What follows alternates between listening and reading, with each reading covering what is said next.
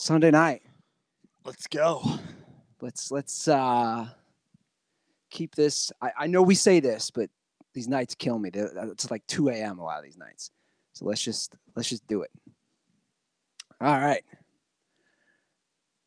Welcome to the Dirty Sports Podcast. I'm Andy Ruther, coming to you live from the Smut Studio in Venice Beach, California, with my co-host, Joey No Chill Prano.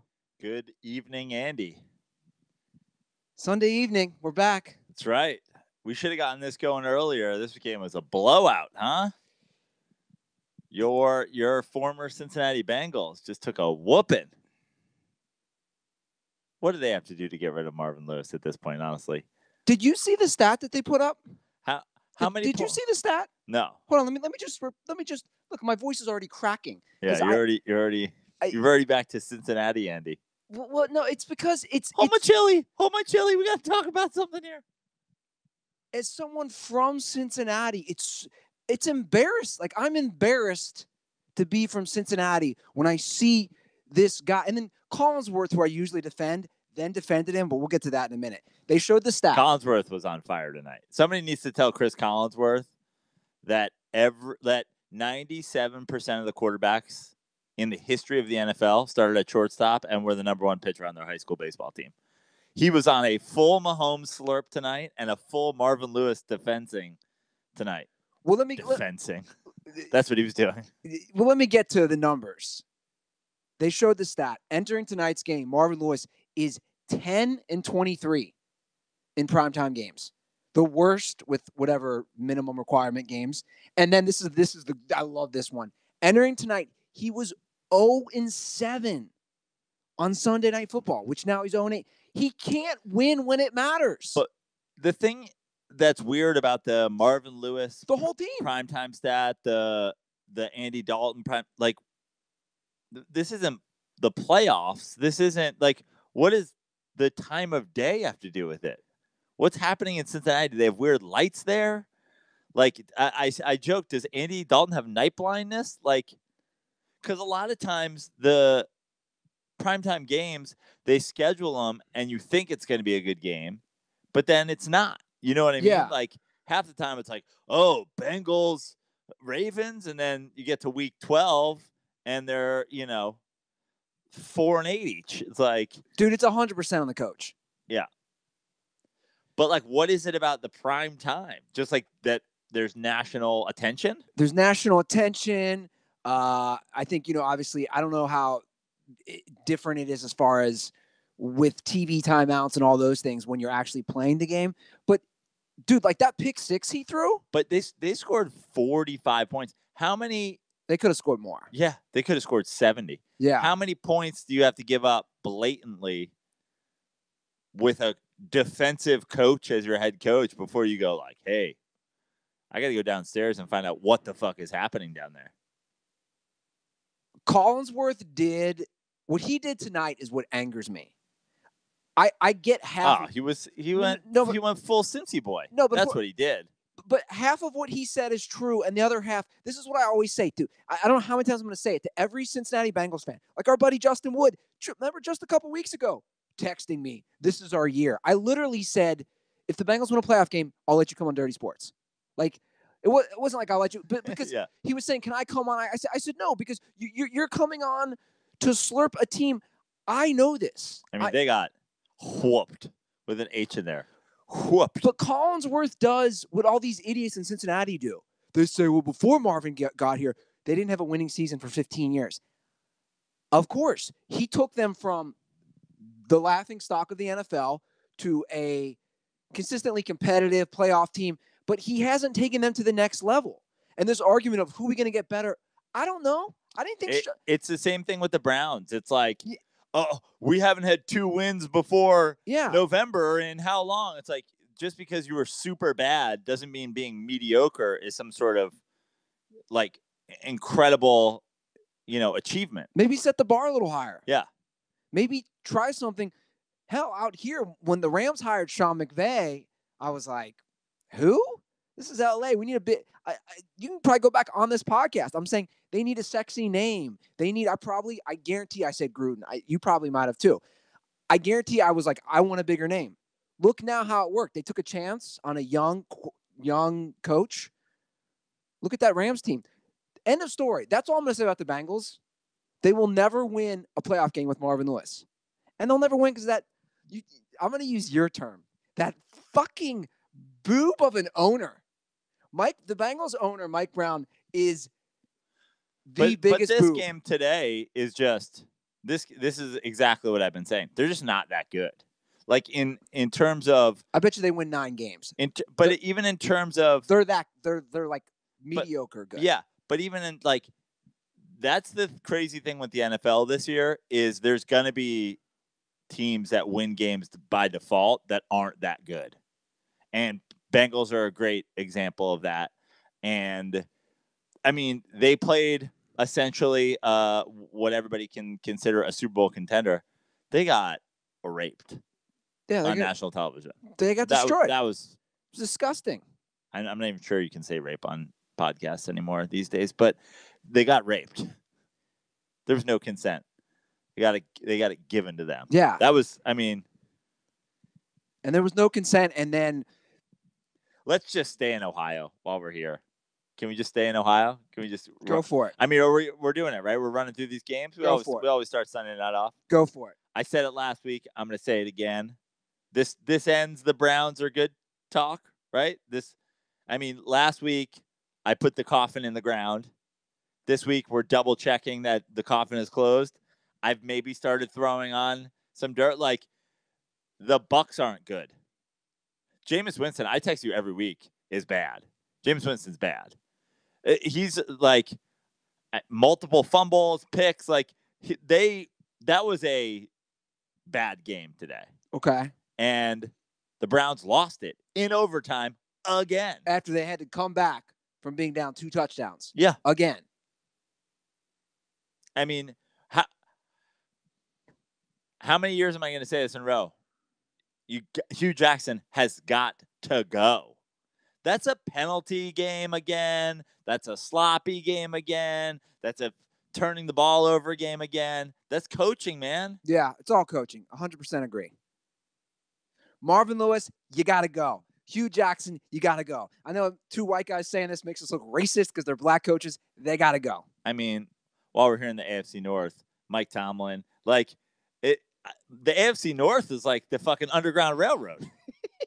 Like, it's like where black guys go to hide. Like, what do you got to do to get fired out of the AFC North? Oh, that's amazing. Ironically, the Underground Railroad Museum is in Cincinnati across the river. Perfect. Where the slaves would go through to come to Cincinnati to the north. Look, the racism is like a joke, but like, that's just a coincidence. But for some reason, like, I actually do think John Harbaugh is the best coach in the NFC North, in the AFC North. I'd agree. It's the same thing with Tomlin, and I mean, Hugh Jackson's won 3 games in 2.5 full seasons. Like, what are we talking about here? Tomlin and Marvin. It's like, how much can you underachieve with your talent before you get fired? You think Hugh Jackson on his next job on his resume, he's going to put 4 overtime games in 2018? He's going to have a banner. He's going to have a banner made for his office. Look, man, I agree. And I'm feeling confident about that. I told you I made that bet with my brother's wife's brother. He was saying the Browns would win 7 games. And I said, if the Browns win 7 games, I will fly you to Los Angeles. Well, we're 7 weeks in, and they've won 2 games. 7. Yeah. So the Browns have to win. The Browns have to go 5-4 the rest of the way for that to happen. It ain't happening. Yeah, it's a disaster. It's Ohio. It's a disgrace because the Football Hall of Fame is in Ohio, and then you have these 2. I don't know how that happened in the first place, but learn some history, Prano. Why did they invent football in Ohio? Basically, it all goes back to Canton and Massillon and that whole area where Paul Brown's from. he's like the godfather of football. Are you familiar? I mean, I know who Paul Brown is. Yeah, but and then his piece of shit son takes over the Bengals. And did you see when they show him? No. Did you see him at all in the owner's suite tonight's game? He dresses like a slob too. That's got to be his grandson, though, right? Like, no, that's his son. He died in 90 or 91. And how old's his son? I mean, he's probably early 70s. Okay. Dude, all NFL owners. Actually, what percentage of NFL owners are just old rich white guys? I mean, all but one, right? Like Daniel Snyder, is he the youngest? I mean, probably. Like they're all 65 and older. Yeah. Basically. And then you got the guy who owns the Jags. Should we just jump right into the Jags? Let's talk Jags. We're the Jags fans today. Woo! Man. Blake Bortles benched. Cody Kessler, I was asking it, and the only response I got from the Jags fan was neither. But I said, well, I don't even know what I'm going to get from the psycho Jags fans that I've dealt with in the last few years. Like, do they somehow defend the Bortles, or do they jump on the Cody Kessler bandwagon? And one of the Jags fans was like, neither. We're cooked. And I was like, wow, Jags fans. Well, the bigger problem with the Jags. I didn't hear from Swingman 9, but he must be dead. Like, God, it's amazing how this memory, how you remember these people's Twitter feeds. I remember all of them. Do you think you have what are things you remember the best in life? People who came at me on Twitter. feed name, for sure. Like, I guarantee you'll forget girls you've slept with. Oh, I've tried to catalog. That's what I'm saying. Yeah. Like, you'll forget a girl. And then, like, days later, I'll be like, oh, my God, that one. Like, a girl you literally had your penis inside. Yeah. You will forget. Yeah. But you'll remember Swingman 9 from Twitter. Yeah. That is amazing. I mean, today, we'll get to it later, but, like, the Cavs got blown out by the Hawks. Sure. And, like, immediately, it was like a flashback. Like, immediately, 10 Twitter names of people who had bet me that the Cavs would be as good as they were last year, like, just hit me in the face. I was like, oh, remember to DM all them. I think the bigger problem for Jacksonville, not that the quarterback's not a problem, because it clearly is. How'd they win games last year? Defense. Well, the defense is not existent this year. It's a combo. That's why, when we talk about all of the things that we talk about in the NFL, it's like a very specific, it's very specific to the NFL, not even just in football, but obviously across sports. But in the NFL, all of these things balance with each other.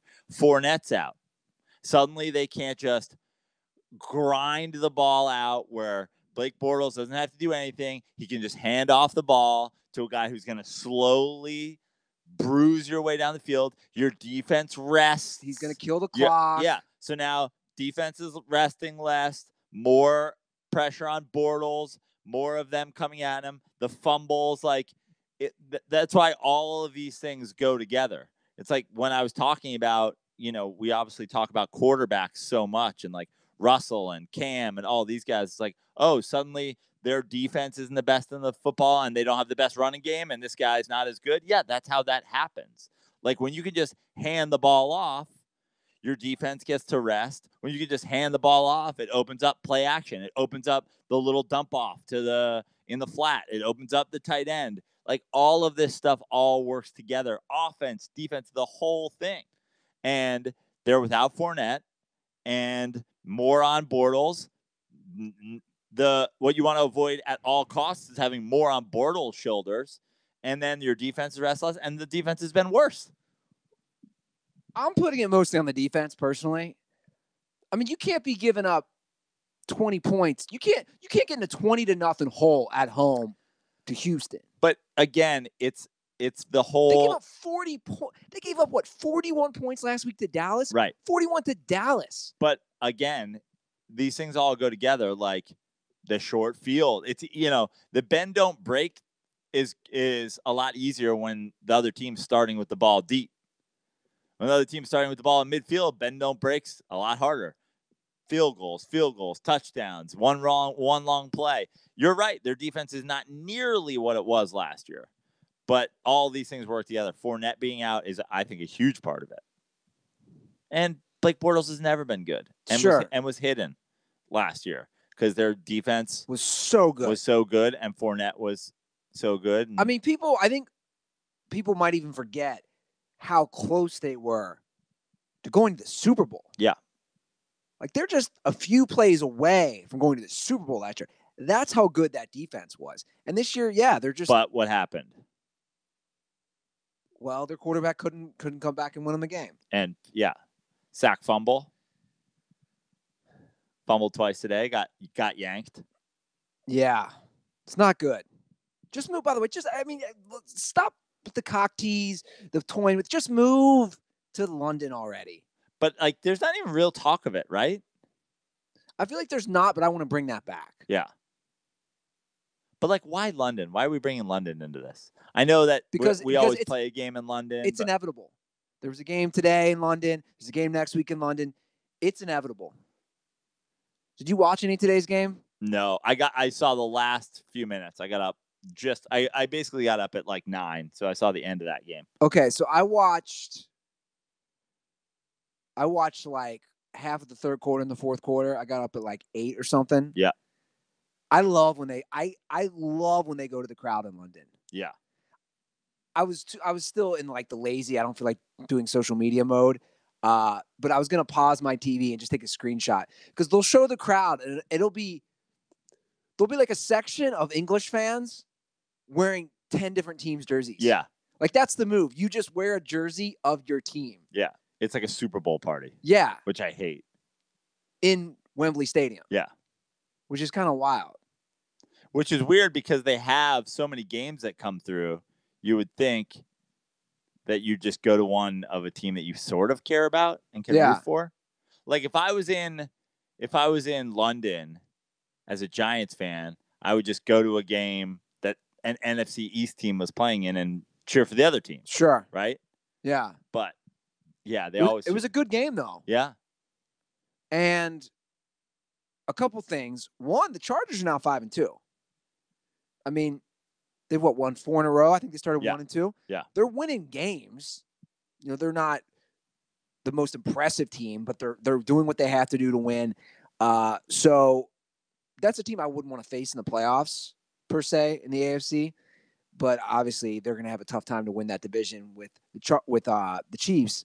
And secondly, I say kudos to Vrabel for going for it.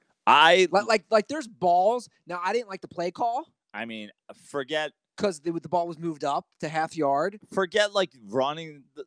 This is the you have Mariota. This is the Penn State thing all over again. You got to use Mariota. You did the one thing that you couldn't do was just straight up drop back to pass. Yeah, you're not gonna try to run it. You're not gonna run pass option. You're not gonna roll him out. You're not even gonna roll him out. Utilize his ability. Do anything but just straight up and go. We're looking at one slant route.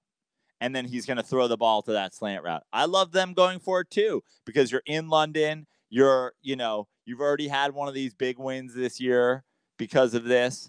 Yeah, go for it. But what a terrible play call after the fact. Get the ball on the half-yard line. Yeah. I saw some stat that's 98% or something like that over the last 5 years of your quarterback sneaks it from less than 4th and 1. I was going to say, and Mariota's not a small guy. I know it's not 4th, but why not even just have him leap over or do a QB sneak? Just move the ball, just do anything but a straight drop back pass. Now, who wins that division? The Texans have now won 4 in a row. They started 0-3. Texans are awful, though. Texans are not a good team. Fact. Yeah, but again, who is a good team out of the AFC South? That's why I'm asking. Who wins that division? I'd say either the Texans or the Titans. I think Jacksonville's done. And I'm gonna throw some blame real quick back to Jacksonville. Jalen Ramsey. Dude, you literally do what was it? It was a GQ. What was the magazine? You do a GQ article where you pick apart almost every single quarterback in the NFL when your quarterback is Blake Bortles. What's the Malcolm X quote? The chicken's coming home to roost. I have no idea. You're not up to date on your Malcolm X quotes? No. Yeah, one of his famous quotes was when JFK died and got shot. So I think it's something along the lines of the chicken's coming home to roost, which is basically what's happening. Like, dude, you're talking shit about all these other quarterbacks. Now look at your quarterback. But I would for sure say that the Titans or the Texans. I don't know if I'm going to go out on a limb on one right yet. Yeah, so Texans are what then? 4-2, 4-3, 4-3, and Titans are 3-3 or 3-4. Let's pull up the standings. I'm going to go with the Titans. I don't care that they lost that game on that play. I feel like they probably feel good about. Not feel good, as good as you can while losing. So Texans are 4-3. Tennessee and Jacksonville were 3-4, and the Colts, after today's ass whooping of the Bills, are 2-5. And I'm just trying to see. Okay. And Titans are off next week, and then play the Cowboys on Monday Night Football. Well, the Colts beat the shit out of the Bills. We don't have to talk about that, right? Other than, do you want to get a? No, it's fine. It's pointless. I get it out on social media. I love basically I'm fishing. I got my fishing rod and I'm casting with a picture of Colin Kaepernick and seeing which people are going to come out as racists. Yeah. The best one I saw today was when you did it, just the first reply from a faceless account. Typical. But I clicked on the account. He only tweets about Bills stuff. Was a Bills fan. Imagine how racist you have to be to watch Derek Anderson play for your team today and still defend and still not want Colin Kaepernick. Well, again, yeah. I always love the argument of they would have lost even worse today. They're down 24-0 at halftime. It's just dumb people. It's people that I just would never deal with in real life. I would never associate with them. I would never be friends with them. It's just Colin Kaepernick's only hope of getting back in the NFL is getting hired to coach an AFC North team. That's a good point. But that's the thing. It's like, to me, it's not even when people respond that way, it's not even about Colin Kaepernick. Right. To me, it's about, you think of all the guys available, Derek Anderson. No, they don't at all. Those people don't even know who Derek Anderson is. Those people, it's literally, it has nothing to do. It has to do with just blatant bigotry. That's it. Yeah. I'm so sick of hearing about this. Whereas if I was a fan of the Bills or of any of these teams who had to fill in with, I would be irate. Dude, if I was a Bills fan, I would be irate.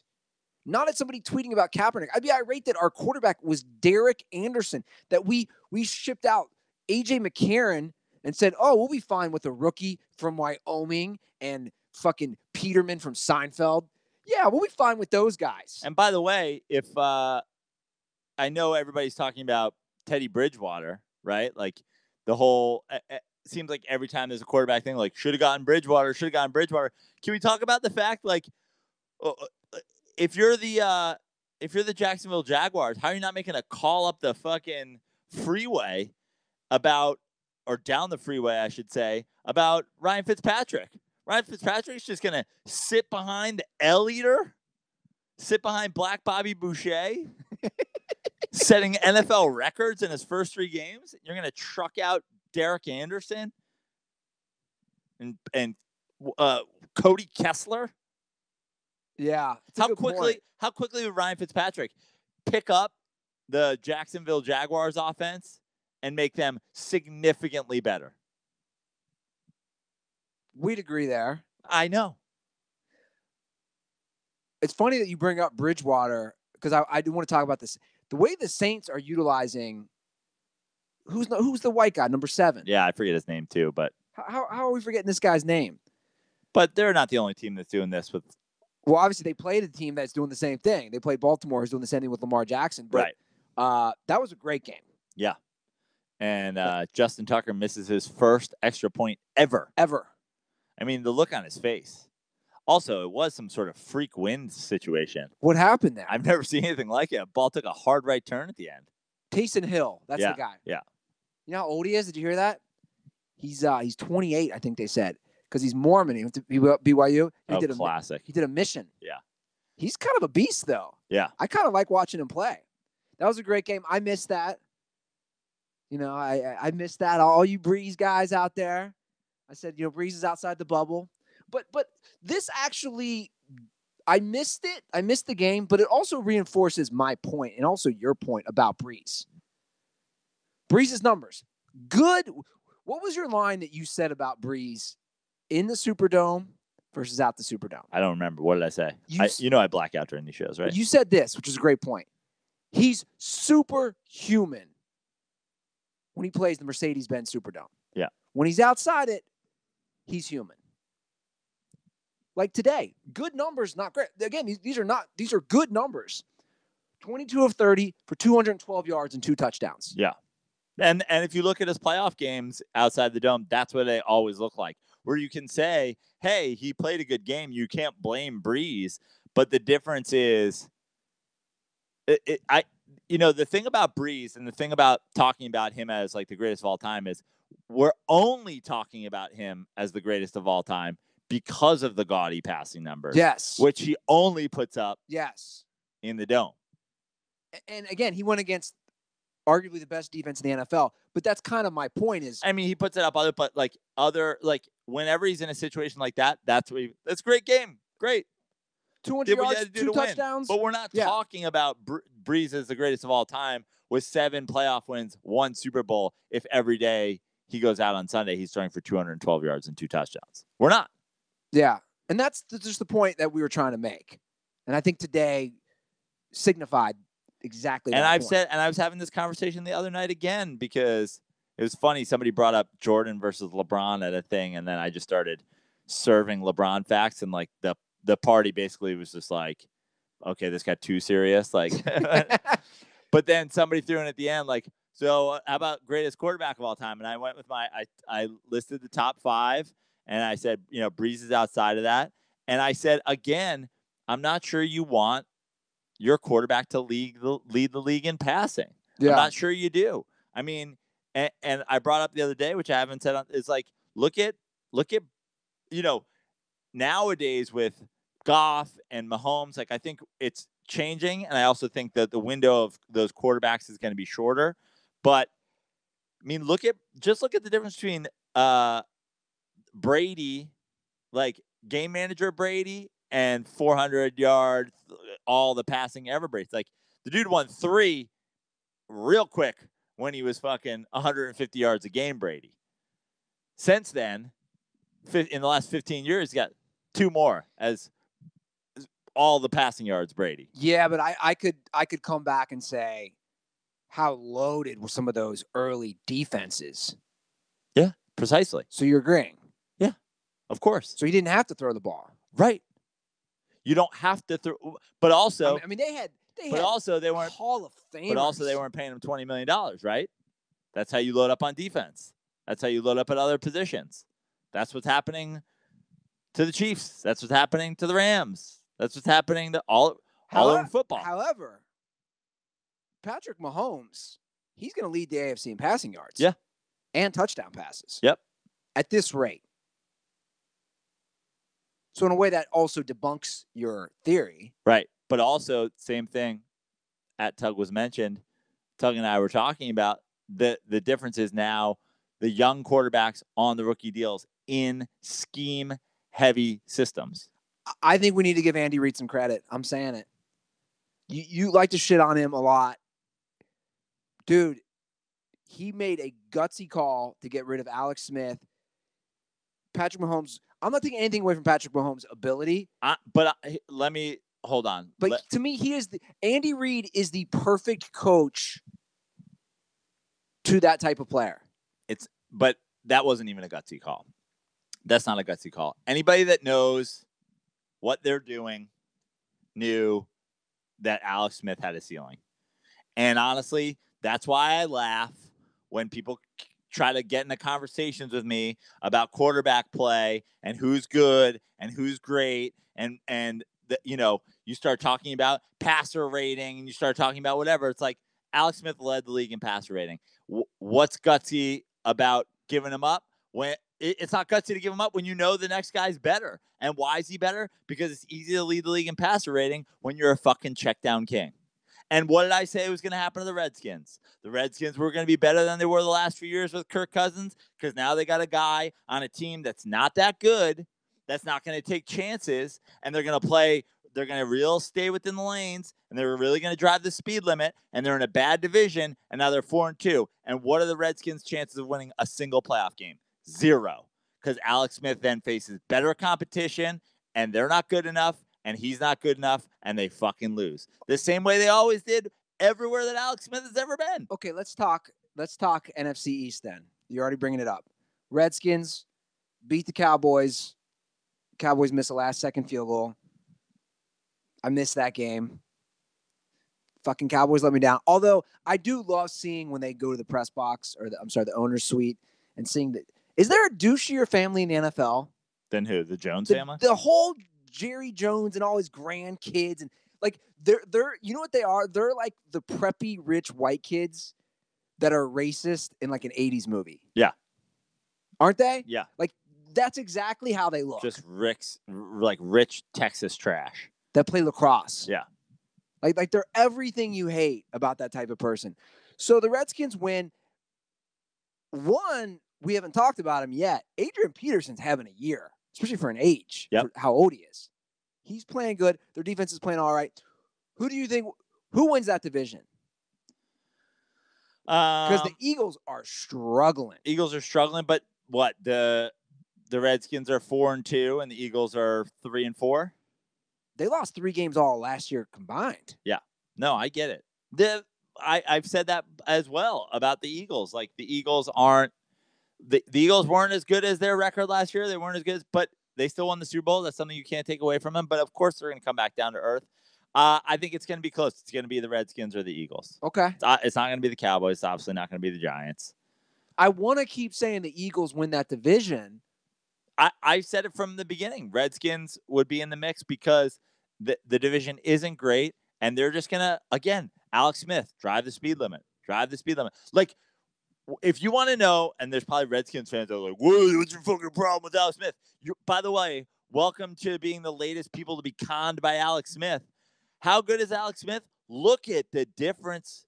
I know the Chiefs had some games last year. I know the Chiefs were good the last couple of years. But look at the difference between second year, first time ever starting Patrick Mahomes and Alex Smith. It's the difference between a Ferrari and a fucking Ford Fiesta. Hyundai. Yeah. You know? Is it pronounced Hyundai? I think so. Freno with the official pronunciation. I thought it's just Hyundai. I think it's Hyundai. Hyundai. Yeah. Now we have my favorite show on in the background. We have to talk about, because we're talking about the Eagles. They blew a 17-0 second half lead to Cam Newton. First of all, his outfit. Well, what? I put this out on our Twitter feed. He's TJ Miller from the Yogi Bear. There were some good responses. I put Cam Newton is dressed like ... I mean, why does he try so hard on the outfits? You know what the thing with Cam is like Cam walks into the stadium in that, but like he should just have multiple outfits every Sunday. He should have a walk into the stadium outfit. Then he should have a walk out of the stadium outfit if he wins and a walk out of the stadium outfit if he loses. Because that's a decent walk out of the stadium outfit if he wins. But, man, when you watch him up there with like a gold thing around his fucking hat and he took an L and he didn't dive on a fumble, you're like, dude, this is embarrassing. This is like you're like a Michael Jackson impersonator. Like you're just flashy as shit, but it's awkward. He walked in the stadium with that outfit? Yeah. He's got this fucking he has a stylist. I think a lot of these guys do. Yeah. But I mean, it's a joke. Who's that stylist though? Is it a chick? Is it a gay dude? Who do we think? I have no idea. Who do we think the stylist is? I have no idea. It's probably his wife who's super big on Instagram or some shit like that. Who knows? Like, remember when we met Michael Irvin, he said his wife does all his suits. But he just wears suits. Yeah. Cam looks like a fucking idiot. I can't believe they won that game. I can't believe they did it. Dude, they were down 17-0 in the fourth quarter. Yeah. The old prevent you from winning. Yeah. Just play the game. You don't want to give Cam any credit for that game, do you? What? Sure. Great. Cam went, what did he go? 25 for 39 for 200+ yards. I think they just showed it like 269. Yeah, so the Brees numbers you just gave us? Oh, he's the MVP again. Hand it over. He completed 55% of his passes for 200 yards and only figured it out in the fourth quarter. Congratulations. You were not a fan of Cam Newton. I'm just not a fan of Cam Newton because Cam Newton, again, and it's different than Dwight Howard. I always make the Dwight Howard comparison. You can get a jump shot in the NBA. You can get a baby hook. We saw Hakeem and David Robinson and Patrick Ewing and centers upon centers upon centers. I mean, even like guys like Dirk, whose games continue to evolve as they got older. It's easy. In the NFL, it's a lot harder, and Cam is making no effort to it. Cam's ceiling was 3 years ago. He's not becoming a better passer. And how long? Great. He also ran for how many yards today? 60, 70, whatever. He also doubles as their tailback. Great. Okay. When he's not doubling as their tailback. Then I'll pose this question. Do the Carolina Panthers make the playoffs? No. They're currently sitting at 4-2. No. Although maybe, I'm trying to think. So one team from the NFC East is making it. One team from the NFC West is making it. One team from the NFC West is making it. The Rams, obviously. Right. Then the NFC North is going to be kind of a wild card here. Yeah. The Vikings are 4-2-1. The Packers are 3-2-1. The Bears, after today's L, are 3-3. Bears have lost 2 in a row. I did watch that game. But what are the Lions? Oh yeah, they're 3-3. I'm not counting them. Okay. I don't think the Lions. I don't think they're good either, but I don't think they're much worse than the Carolina Panthers. Yeah, that's a good point. Did you watch the Bears Patriots game today? Yes. 2 special teams touchdowns. That's huge for the Patriots. Yeah, man. I mean, the Patriots. I mean, to end on a Hail Mary that you get stopped on the 1. That's wild, right? Never seen anything like that. Need that Aaron Rodgers. You need to get 2 yards further in the air, a little higher. You need that too high, Trubisky man. should have thrown it a little higher. I know. I agree. It was a good game, though. The Patriots, they have a lot of holes in their defense. Yeah. I mean, that one run that Trubisky scored on where he spun and ran the ball all the way from he went from the 8-yard line to the 30 and basically runs in untouched. They have a lot of holes, but Edelman makes such a big difference being back. I didn't think he would, but dude, their offense, they showed Well, it's like when we had Andrew Hawkins on. It's like it's not even a matter of like Edelman is so much better than it's just he's been doing it with Brady for so long. Yeah, it's he's a timing thing. It has nothing to do with his athleticism, his speed, his hands. It has nothing to do with that. Has them being on the same page. You know, that there's that one dude on Twitter who I love and I've been accused of being a million times, like Barry McCockiner or whatever, who now every week just puts together a Brady highlight package. Like, how does he do it? Hitting wide open guys and 3 yards off the ball. Like, and it's true because it's all timing. It's all, and Edelman's his guy. He trusts him. I do. I follow that stuff too. Yeah, I don't just because the guy tweets so much, but people always share it with me. I mean, it's funny, but it's also like, I don't know. It's so when I watch the Rams, in a way, I got to word this carefully.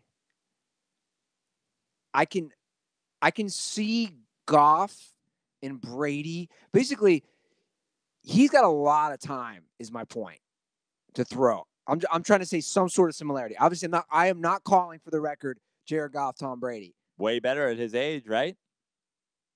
I'm just saying. Right? Let's just cover that one. Let's just get that out of the way right up front. Because people love to do people were loving to come at you for the girly Saquon comparison. It's like, people always want to just take it like, in the moment, knowing everything you know about Tom Brady was not doing what Jared Goff is doing in year 3. Well, no, because he was a different type of offense. Sure. It's a different system. It's a different scheme. I also think Sean McVay is running. I mean, I don't know how closely you followed the Rams. They basically said he's not calling anything at the line. Yeah. Even the audibles. Exactly. Sean McVay is literally in his headset calling everything for Jared That's Goff. that's the whole thing with the speed of their offense too, is because they shut those off at some point. So like 10 seconds left in the helmet or whatever, the helmet goes off. Yeah. So those plays are all taken care of. They're not doing anything with 2 seconds on the play clock because he's not changing the play at the line. But what I was going to say was Goff still can be – I'm going to get nitpicky, but watching the Rams, I've said this before. That's why I'm saying, like, I can see some sort of, like, system similarities. He misses receivers a lot. Not a lot. Times I think he shouldn't. Does that make any sense? Like, yeah. Like his accuracy as a Ram, because everyone's saying, oh, the Rams are 7-0. The Rams are 7-0. What scares me is the Rams are going to be in a close playoff game. He's gonna have spots where he can't miss at all. Like even today. But those throws, I know what you're saying.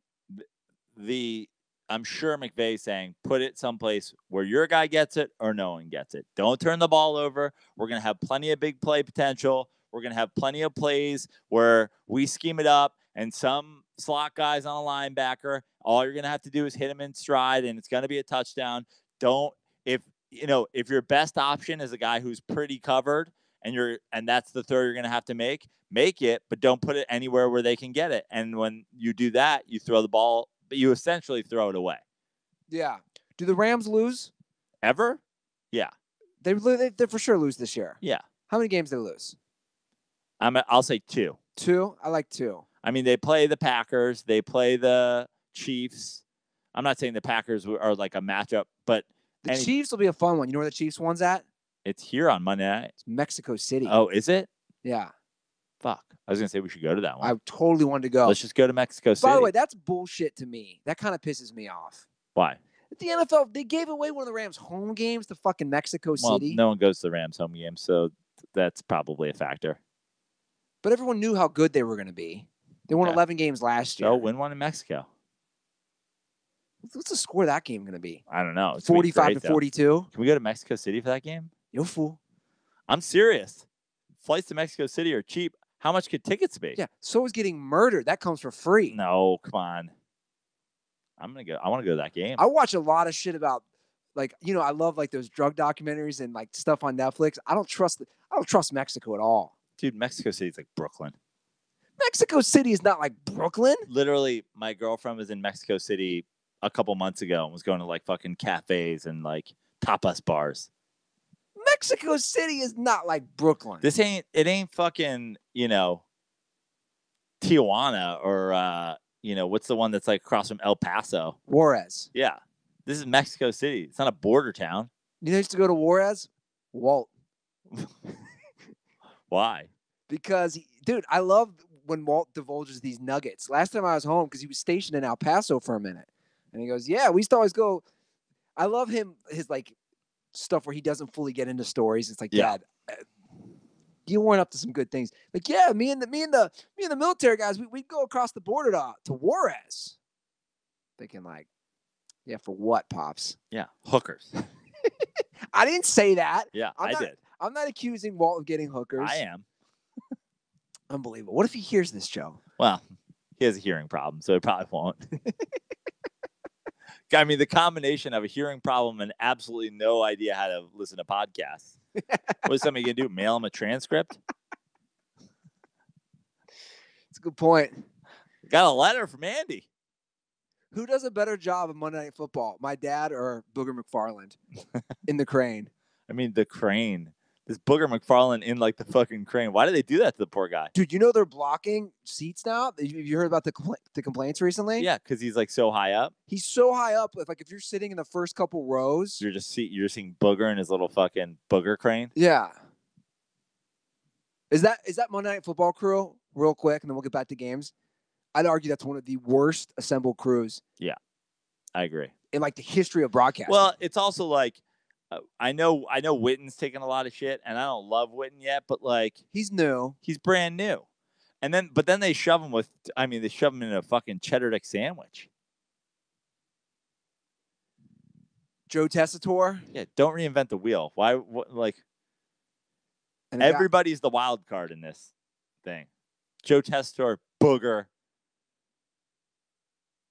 I mean, come on.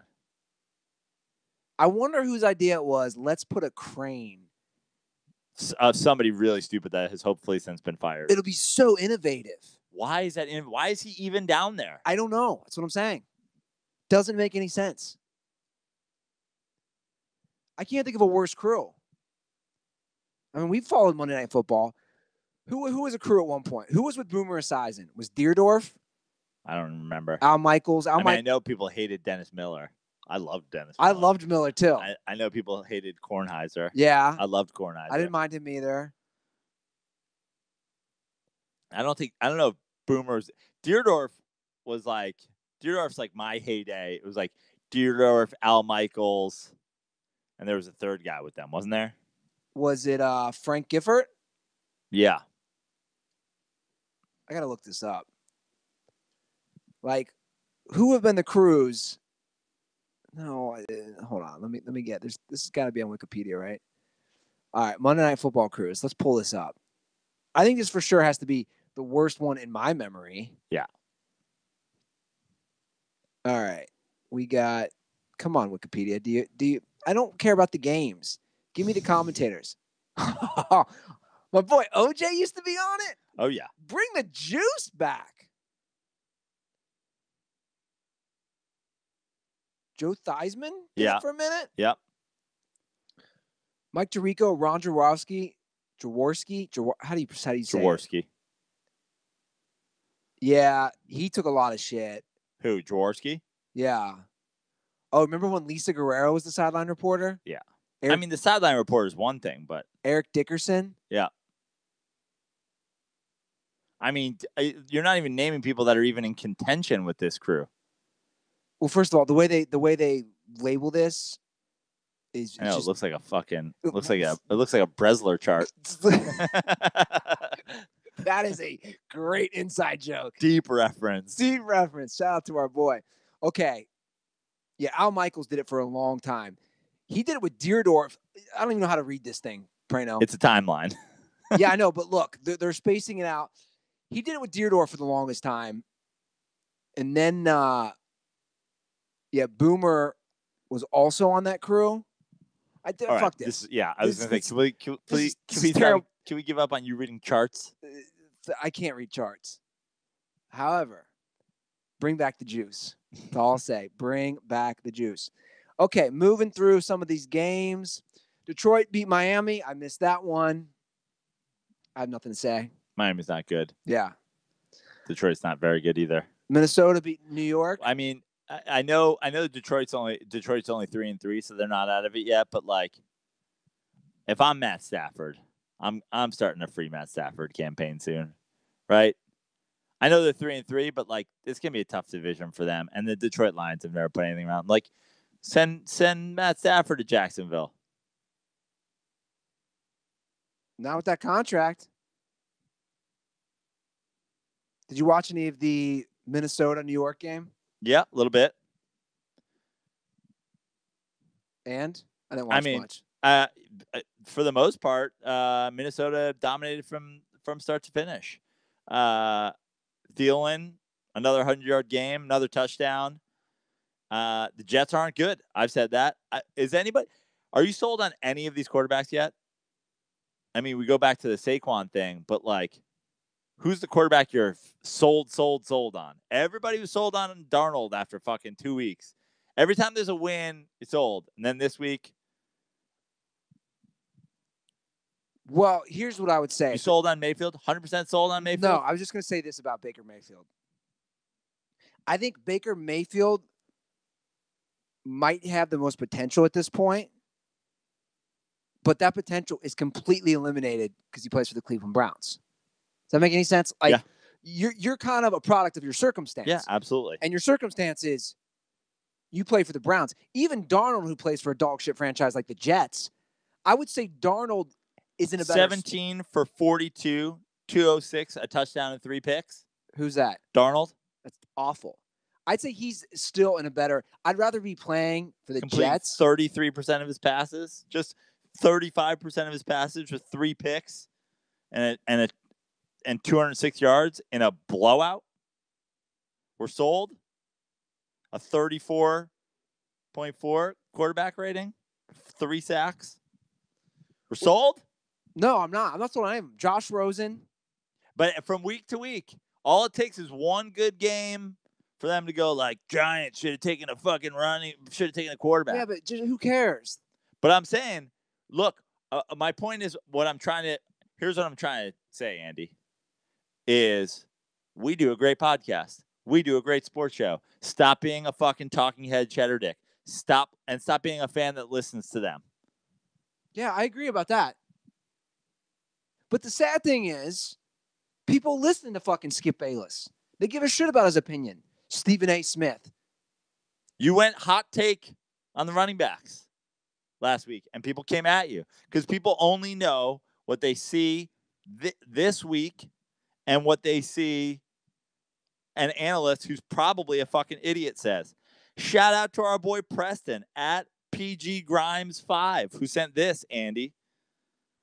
Saquon stats, 438 rushing yards, 4 rush TDs, 373 receiving yards, 2 receiving TDs, 811 all-purpose yards and 6 TDs of the Giants, 2090 total yards and 11 TDs. He accounts for 38.8% of all Giants yards and 54.5% of all touchdowns. Gurley, 623 and 9 rushing. We'll just say the percentage. I think that's what he accounts for 31.2% of all yards and 47.8% of all TDs. That was prior to both of them playing this week. Well, Gurley. That was just our boy Preston saying, hey, just in case you're wondering, Saquon is responsible for more of his team's yards and more of his team's TDs. How many of those teams score? Well, that's a team stat, ain't it? Well, Gurley has 14 touchdowns now. He had 3 more, I believe 3 more today. Yep. He's another 1-yarder in there. Yeah. So I'm not saying he's not earning it because Gurley's a fucking man. Yeah, along with those 1-yarders, he's getting the 7 tough yards up the middle. You know what I'm saying? Like, he's getting the long runs. Gurley's a beast. In fact, Gurley right now is technically on pace to break LaDainian Tomlinson's touchdown record, which I believe is 28 for a season. So he's technically on pace. He can't really have bad games because 28, there's not much wiggle room there with 16 games. Anyway, yeah, look, back to your point. My thing on all this, again, with the hot takes, I'm also, like we always say, is the eye test. Yeah, on these things. That's why I'm trying to say. I like to think that we do something different here. And one thing that we do different is we're not going to take one fucking game. Cam has a 4th quarter comeback. Well, great. I guess I was wrong about Cam the whole time. It's like, you know who else is beating the fucking Eagles this year? 3 other bad teams. So, yeah. And why wasn't it a fucking blowout? Why didn't they smash the shit out of the Eagles? Well, because Cam had 49 yards in the first half.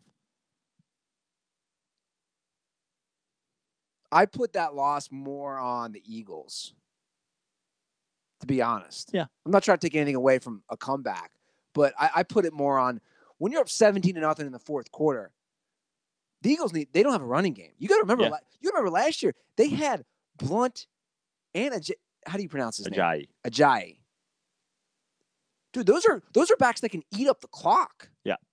They're not eating up the clock at all. Well, they have neither of them. Neither of them. That's why there was all the Le'Veon Bell talk. What's the deal? I thought he was supposed to come back. Well, I guess he was supposed to come back for the bye, but I don't know. He comes back the start of next week? I guess we're going to find out. Yeah. I don't know. All right, well, that's our NFL recap. Is that all the games? Good. It's all the games. I do, before we move on to our World Series preview, I have some bad news. Oh, no. I can't get anybody to go to Insane Clown Posse with me. What does that mean? It means I need somebody to document and film the whole fucking A thing. lot of selfies. I'm not going by myself. Where's your boy, the mayor? I don't know. What's the mayor doing? The mayor's just going to put the makeup on you and then be like, all right. And then what? Are you driving down there with the makeup on you? That's a whole other thing. I don't have a car that works. This is a problem. My one friend, Mike, he told me there was a chance he couldn't make it, that he might have to attend a funeral. He's like, that's the only. Your funeral after you go to the Insane Clown Posse show by yourself. So I don't know what to do, man. I mean, you're looking at me like you want me to go, but that ain't happening. I'm not going to fucking Anaheim for an insane. I won the bet. What kind of win is that? What am I doing? I don't even have a car. My car doesn't even start.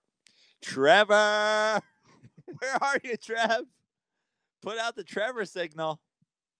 Like I said, I need somebody who can functionally film it. I mean, don't take shots at the only guys. Where's fucking where's Benny the Jet these days? Just taking pictures on the Hermosa Beach Pier. Well, let me look in the YouTube comment section right now. Our boy Stanga says, "What day you going? Thinking about quitting my job. Just need an excuse." Well, the concert's Wednesday night, 8 p.m. in Anaheim. And Joe, if I do go, I will be getting those tickets on SeatGeek. I'll tell you what we got to use SeatGeek for. What's that? Mexico City, bro. Oh. I want to go to Mexico City. I'm serious. I want to go to that game. It's in November. I know. It's November 19th. It's the week after I was planning on going to Monday Night Football in the Bay. Now, will SeatGeek list the tickets in pesos or dollars? I don't know. Let's find out. Probably dollars. Can you imagine that? They're like, it's 1 billion with pesos with fees. It's going to be a SeatGeek bonanza. We got next week. Don't forget to get your 40,000 peso discount with promo code DIRTY. Yeah. This Wednesday. Yes, Stanga, this Wednesday. Next week, we have, I guess it's this week. We're going to be using SeatGeek to see Notre Dame Navy, San Diego. Then the next day, who knows? Cutter texted me. He goes, that's what he wrote. He wrote SeatGeek bonanza. We have the Packers, Rams here, and also the World Series. Is that night as well? We'll be here that weekend. Wow. So you can use SeatGeek for all those great things. Dirt balls. You get $20 off your first SeatGeek purchase. Just download the SeatGeek app and enter promo code DIRTY today. That's promo code DIRTY for $20 off your first SeatGeek purchase. SeatGeek, life's an event. We have the tickets. We're talking World Series, Prano. Let's preview. Yeah, let's do it. Dodgers, Brewers went 7 games. It was a very exciting and entertaining series. But in the end, the Dodgers won. And I think we can agree the team with the most talent, right? Talent-wise, they didn't win as many games. Oh, yeah. No, without a doubt. Okay. No, I can't imagine anybody, the biggest Brewers fan in the world, arguing against that. I mean, you look at, again, Dave Roberts managed to burn guys in the second inning and the third inning every game that most Major League Ball clubs would happily have. Yeah, the most talent, double the payroll. Look, the first, it was a valiant effort by the Astros and by the Brewers and by the, whatever. But the first and third richest teams in baseball are in the World Series. The third and first are the Red Sox. I believe the currently, if you were to take all of it, I think it's the Red Sox were one, like 228 million or something like that, and the Dodgers at third with like 199 million. So what are we expecting here? Two very loaded teams offensively. Yeah, it'll be interesting. I think that two deep lineups. But I think that the AL-NL thing will be a factor more than it has been in a lot of World Series. Obviously, the one of the Red Sox best players, arguably second best after Mookie Betts, in terms of offensive prowess this year. JD Martinez has been a DH the whole year. So there's the NL games where he won't be able to do that. Then you got Dave Roberts, who now has to manage a DH and pitching changes and all that stuff in an AL ballpark. And he's just going to he's going to be away. I don't even understand. Like, what? So it's interesting. What's been interesting for me is I've just trying to think of who I'm even rooting for in this. Well, let's go starters. Let's look at starters. Yeah. So we're going to say Kershaw, Sale. Yeah. Who has the edge? It's tough. I mean, I think as far as their season goes, you've got to give it to Sale. Sure. But Kershaw is a veteran. I think Kershaw is more likely to be off and still get the job done than Sale. If Sale comes out and if Sale's like peak Sale, he's in a better place in his career than Kershaw is. But, I know Kershaw has gotten the playoff. A lot of people have been critical of his playoff success or lack thereof, but he has changed. He doesn't have the stuff he once had, and he's still, his last outing was great. I think I got to give the edge, I guess, a little bit to Kershaw still. And then after that, where are we looking at for starters? Are we going to go Porcello versus? No, well, who went second for them last time? Evaldi. Okay, and then so who would be the number 2 at this point for the Dodgers? Bueller. I mean, I guess Rich Hill was technically second, but I mean, I don't know how they now have a break between yesterday and Tuesday. Who's starting Tuesday? I gotta imagine it's Sale Kershaw. So I don't know, how they decide to match everybody up is going to be the question. But everybody's going to have plenty of rest at this point. So deciding who is going to pitch is going to be, I don't know. I don't know if Dave Roberts doesn't pitch Kershaw. I mean, I'm assuming he's going to, but Sale, as of right now, I'm on MLB.com. Yeah. Sale versus to be determined for the Dodgers. It's got to be Kershaw in game 1. Yeah, so games 3, 4, and 5 will be out here. Yeah. Friday, Saturday, and Sunday. Now, you've been a guy, by the way, I love this. Patrick Mahomes doing his post game in his dad's Mets jersey. I do love that. And you know what else I love? We are currently on the side of the building. The mayor we are live right now. I'm getting these texts from him. He's broadcasting on a giant projector on the side of our 3-story building. Is there sound with that? Is there audio? I don't know, but apparently everybody who is in my complex is hearing us talk sports. Great. Hey, if one of you guys are listening, can you take me to Insane Clown Posse on Wednesday? Yeah, who wants to go to Insane Clown Posse? Come to apartment what? 244. Come to apartment 244 if you're a juggalo. I will pay for your tickets, but you have to drive. Okay, so what were you gonna say? You've sort of gone. There have been times in your life where you're low key kind of a Dodgers fan, but now you've been off the Dodgers bandwagon entirely. Basically this year, well, I guess going back to even last year with the Sam Tripoli bet, yeah, and then you've got all the Shibellying. But this is difficult for me. This is you know what this remind me of? Red Sox Dodgers is like the election to me. I'm I don't know. I don't care. I hate both these people. It's good. That's a good analogy. And Rondo CP3 fight. Rondo CP3, Trump Hillary, Dodgers Red Sox, Alien Predator. Whoever wins, we lose. Well, when I went to Dodgers games, I've lived out here now 11 years. And I've always gone to 3 to 6 games a year. I usually root for them. Yeah. Even though they were initially a Reds rival, whatever. Then they switched divisions, all that shit. 95 when I was 14. But anyway, I think the problem is we've seen this with Cubs fans too. The problem is when a team consistently gets good, it brings out bad fans. Yeah. Does that make sense? Yeah. So I think that we've seen that with the Dodgers. it's really tough for me to root for the Red Sox, bro. I mean, that's the thing. When you talk about bad fans, that's what I'm saying. Talk about terrible fan bases. It's in all of sports, it's probably like they're top 3 easily. Philly, then Yankees fans, then Red Sox fans.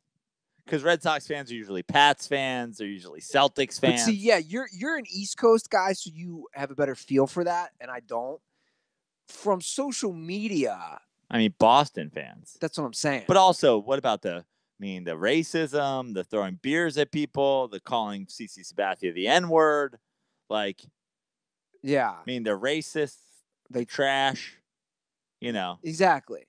It's tough. But everybody cheats. Yeah, exactly. Everybody throws beers. This is a website that I've created that catalogs people throwing beers at players in stadiums in all sports around the country. Here's a map. You can click on it and see somebody throwing a beer at somebody. Yeah. But here's my thinking. My thinking is twofold. Okay. One, both have pretty terrible fan bases. Boston, definitely worse fan base. But I don't deal with Boston every day. Like, we're out here now. Yeah. The Sam Tripoli's, the Joe Schiavellis of the world. But hold on. I'm noticing a common theme with that. What? When we've said this before, the bad Dodgers fans are white people. Yes. All the Mexican Dodgers fans, I love. Yeah. And that stadium, on any given night, what percentage of that stadium is Mexican? That's what I've always said about Philly. I have no problem whatsoever. I have no problem whatsoever with Sixers fans because that's where you actually get a black crowd. It's the horrible Phillies and Eagles fans are the ones that like, I don't watch the NBA. They're fucking lazy and they don't play defense. I'm going to go to a Flyers game. And you're like, all right, great. I'm going to go to a Sixers game. But here's the other factor for me. Okay. This is something I always keep in mind. You know what? As fans, we root and we feel like our team won, but you don't win anything. When you're a fan, sorry, Schiavelli, you're not getting a ring. You don't win anything, right? The people who win things are the actual players. And the Dodgers, Machado, Utley, two trash people out to injure people, would get jewelry for their accomplishments. I think I'm rooting for the Red Sox.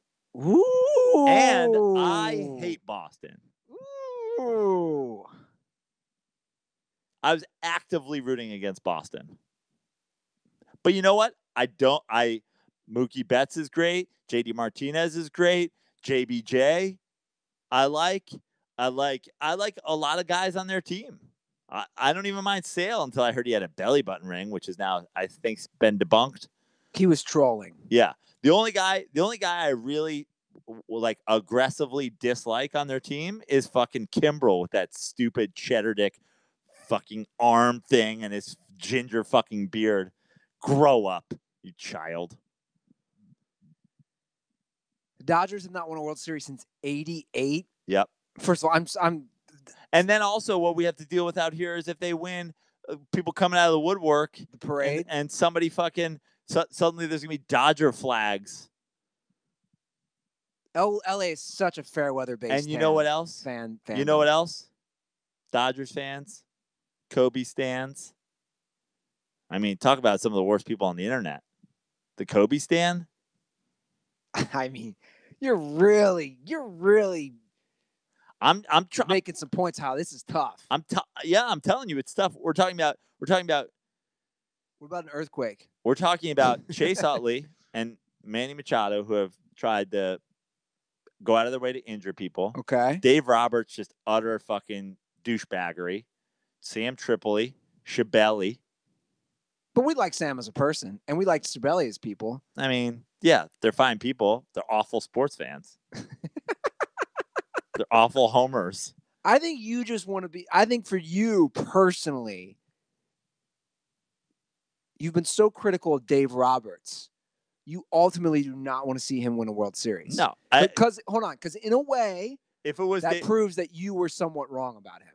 Disagree 100%. 100% really? Disagree. Yeah. The I'm not saying that makes you wrong about him. I'm saying in a way it looks that way. Here's what makes me right. They have $199 million payroll, and he played 163rd game in a division with the Rockies, Diamondbacks, and San Francisco Giants this year. They've won fucking 6 straight divisions. You know who else won 3 straight divisions? Don Mattingly. You know how many games I would win sleeping through half the season and then taking over as Dodgers manager? 115 games. Because you have all of the players. You got Dozier and Freeze and Machado at the fucking deadline. Okay. So at the end of the day, it's not about winning. It's about you have to do what you can with your talent. The fact they played 163rd game is everything you need to know. The fact they played 7 games against the Brewers with an $89 million payroll and one player you had ever heard of before the postseason. Who do you think wins? I actually don't know. 4 games in Boston. I think Boston, just the home field. I'm going to go Dodgers. You're going to go Dodgers to win. They're going to end the, what would that be, 30-year drought? By the way, I'm so sick of the Kirk Gibson fucking walk-off. I'm sorry. It's pretty great, though. Bro, I know, but Jesus Christ. I mean, come on, guys. But the idea that I'm rooting against just blatant racists. Rooting for blatant racists, I mean. Well, it means you comply, Joe. It's like how Amy Schumer said, if white NFL players don't kneel, they're complying and they're racist. Complicit, yeah. Yeah, she's 100% right. She's so woke. By the way, she's so woke. By the way, I should tell you right now, Andy, I'm also not doing any Super Bowl commercials. Not doing them. Not doing them. Not doing them. And here's why I'm not doing them. I'm not doing them until, let's see what's got to happen. I'm not doing them until the Mets retire Keith Hernandez's number. Not doing it. Not doing a Super Bowl commercial until that happens. Not doing it. Did anybody ask her to do a Super Bowl commercial? I think she did one last year. I think she did a Bud Light one. I think it was either last year or the year before with Seth Rogen. By the way, I think it was last year. They were still all the shit that was happening last year too. Yeah. She's a fat slob. She's so woke. She's so woke. She's a fat slob. But she's so woke. So woke. Awful lot of how much are you really marching? You're scientifically obese. Have you heard Yoshi's joke about that? No. I don't like to give away comedians' bits, but I'll give away this quick. Don't worry. Anybody who sees Yoshi will get it in his own style. He says the whole marching thing is basically that's what you're saying of it's a way to get fat girls, the fat feminists, to lose weight. Yeah. Well, Amy Schumer should also march for freedom on the treadmill a couple times a week. Oh, shots fired. I mean, I think I was 12 pounds over my fighting weight, and I'm talking to fitness gurus and dieting and doing whatever. You're clinically obese. Dude, I've always said this, it's so true. If I had her money or any celebrity, dude, if I had their money, do you know how fucking cut I would be? You'd have you're saying, your personal trainer, somebody buying your food. Dude, I would be so fucking shredded. Well, sometimes when you're on your way to the march, it's not easy to find, organic yogurt. Sometimes you just got to go to Chick-fil-A and eat 40 sandwiches. That's why I love when they'll be like, sorry, I would never go to Chick-fil-A though, because they hate gay people or something. I don't know. I love when you go to the grocery store and you see the Us Weekly or whatever, and they'll be like, look how ripped and shredded Ryan Reynolds got for his role. I'll be like, wait a second. Ryan Reynolds got paid $10 million for that movie. On top of that, the movie studio, Warner Brothers, was like, all right, Ryan, here's the deal. You need to look like a superhero. We're going to get you a personal trainer, a personal chef. But they make it look look how shredded they got. Yeah, we all could do that. Fuck it, I'm going to do that without that shit. I decided right now, I'm going to be the next fucking superhero. Dent Man. My favorite thing also about Amy Schumer is she's walking around with what's her name, the Emily Ratajkowski. Hey, get an ugly friend, Amy. Like you're walking around with a fucking supermodel. Oh, is that her new thing? Yeah. Getting arrested at events. The Dirtballs, not to change the subject, have issues with the lamp, how it's tilted. I noticed the comments. So why don't you tilt it back? I'll make it straight. I mean, you just got to bend it down toward the front. Yeah, just do that. That's still not straight. It's leaning for some reason, but you'll figure it out. It's like the Leaning Tower of Pisa. Is that how it's pronounced? If you say so. Something like that? Yeah. Pisa. Really close to pizza. It's close, but it's not. It's with an S, not two Z's. P-I-S-A? Yeah. You remember? Totally random note. You remember in the one when Superman goes bad, he pushes it. And the best part is with the guy. What the? Like, who wrote that scene in the movie? No, the best part is in the end. Remember when he pushes it back? Does he? Yeah. So in the end, when he goes back to Superman, when he goes back to good Superman, he pushes it back to leaning. And somebody's gonna have to find this clip and put it on the internet.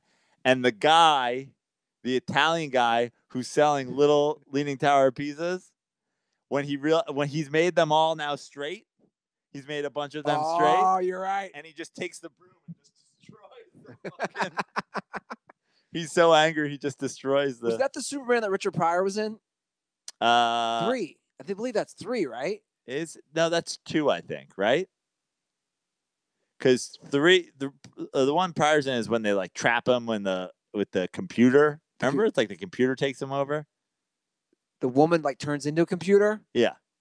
End. Is that the one where he goes bad? I think 2's the one he goes bad. No, I think he goes bad in 3. All right. I'll have to watch all these. Yeah.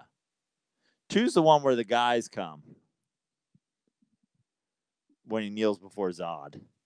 Yeah, that's 2. Yeah. I think Richard Pryor's in 3. Yeah, Richard Pryor is in 3. I just don't know which one he goes bad in.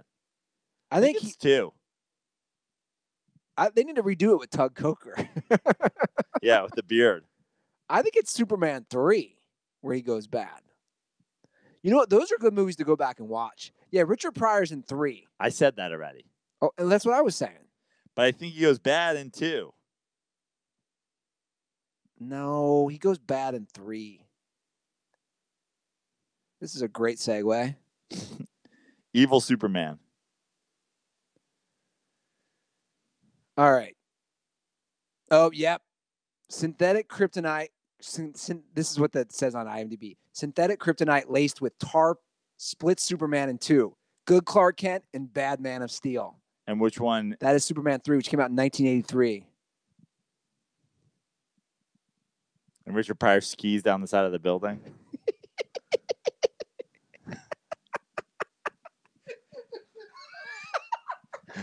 You know what's funny? I remember watching those movies as a kid. Remember he's flicking the things? Like this came out in 83, right? So I remember watching that probably like, of course, a few years later. 2's the one where he loses his powers, remember? Yeah. And then he tricks him. He goes in that like diner. And then he crushes the guy's hand. He spits him on the stool. Yeah. But they do the reverse thing on his whatever. Yeah. We're going down all this. Superman wormhole.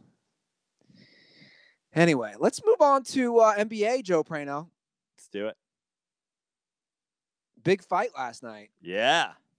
Have you gone deep down the conspiracy wormholes? Have you seen all the high def, super zoomed in spits and everything? Oh yeah, they're blaming it on Carmelo. I mean, no, it's they have just super zoom of Rondo spitting on Chris Paul. Oh, because I saw stuff that was maybe Carmelo. No, it seems like Rondo spit on him. This is Dodgers Red Sox all over again. Who do you root for in a Rondo CP3 fight? Talk about some fucking undersized cheddar dickery. Totally Rondo for me. You root for Rondo? Yeah. Rondo's such a piece of trash, though. Yeah. Rondo's always been a piece of trash. Not only is Rondo a piece of trash, Rondo's the pumped up piece of trash. Like what's Rondo besides that guy who was on fucking Paul Pierce and KG and Ray Allen's Boston Celtics team. Didn't Rondo have a great playoffs last year? Yeah, nice little. He had one playoff series. In between that, he was like on the Kings and on the fucking. I've actually liked Rondo the first 2 games. Now it's only 2 games As a player on the Lakers. Yeah, my point is, that's fine. But Rondo's career, like you have to there's like a certain level, right? Like that you have to be at. Like he's acting like the conversation's like Chris Paul and Rondo. It's like, dude, you really shouldn't even be talking to Chris Paul.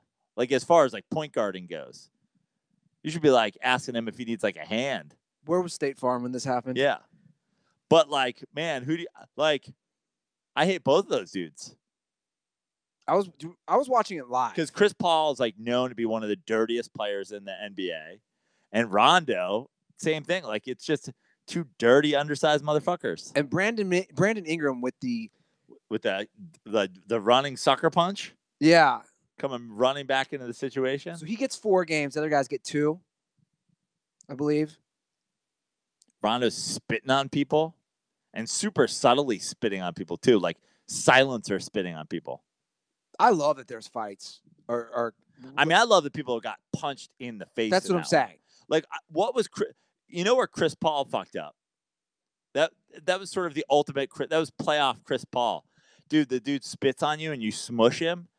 If the dude spits on you, you uppercut his chin. Yeah, you don't smush face. Yeah, I agree. Because then he got fucking gadooshed. Chris Paul got punched dead in the face. Well, let's talk about LeBron in this situation. Yeah. He goes to his boy Chris Paul. Well, he broke up the fight. Did you notice? Because I noticed when I was watching, because I kept rewinding it. Did you notice the Lakers security? I put that on our Twitter, Dirty Sports Twitter. The guy runs out from Lakers security and grabs LeBron when the fight starts. Like I don't know who's in charge of security, but like great job in the pregame fucking pep talk. Guard LeBron first. Yeah. Like whatever happens. It's like the FBI, or I'm sorry, like the Secret Service. Take care of the most important guy out there. Now, I've watched both Lakers games. Yeah. Start to finish. I'm not going to do that all year, but I'll watch a lot of games, of course. These are my initial thoughts. One, they're going to be fucking fun to watch. They really will be. They have young guys. They have guys who can score. Can we get a fucking 3-point shooter on the Lakers? Yeah, they don't have enough shooting. That's for sure. I mean, but they probably will. What do you mean? I mean, it's LeBron James. It's the Lakers. Some fucking Mike Miller. Well, that's what you mean like next year? No, I'm talking about trading deadline expiring sharpshooters. Like, oh, here we go. I'll go to the Lakers. They were in both games to the very end. Versus Portland and versus Houston. 2 good teams, 2 top 4 seeds. Yeah. So, I mean. But also, I mean, remember year 1 with the Heat? Well, they've showed the stats. Yeah. LeBron actually never won his first game with the Cavs the first time, with the Heat, back with the Cavs, and now with the Lakers. So, it's going to take them a minute to gel, but they're going to be fun to watch, I think, for sure. LeBron James teams usually are. Some of it, we'll see how it plays out. Like Kuzma coming off the bench. I don't know how I feel about that just yet. It's game 1 and 2. I know. That's what I'm saying. And by the way, they went down to the end with the Rockets, who, were the best team in basketball last year. And the only chink in the armor for the Rockets, Carmelo Anthony with his fucking whopping 7 points a game. Dude, like the Daryl Morey, like this is the Dwight Howard thing all over again. Like I've never seen a guy relying so heavily on analytics and then making some of the most boneheaded, the signing Dwight Howard and signing or trading for Carmelo Anthony or whatever, however the fuck he was acquired. Like, what were you thinking? Carmelo Anthony, like Carmelo. I mean, God, now he's coming off the bench. That didn't last very long.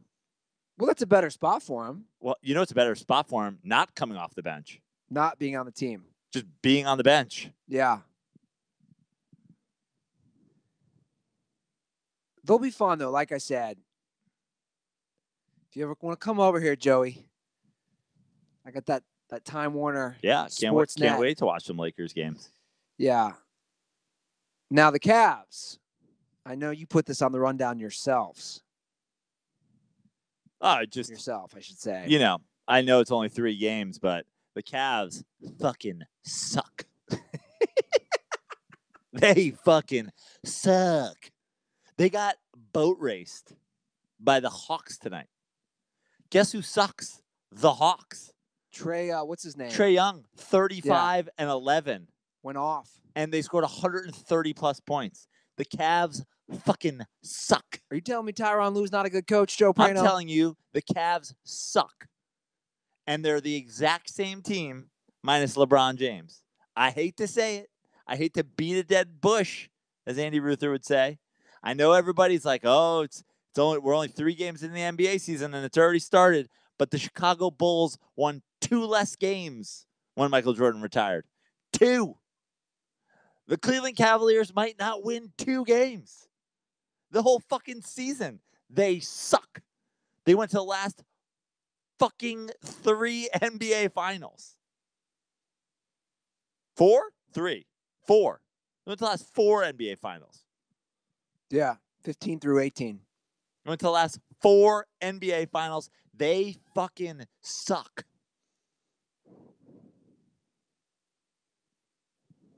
Poor Clevelanders. Fuck Cleveland. I knew you'd say that.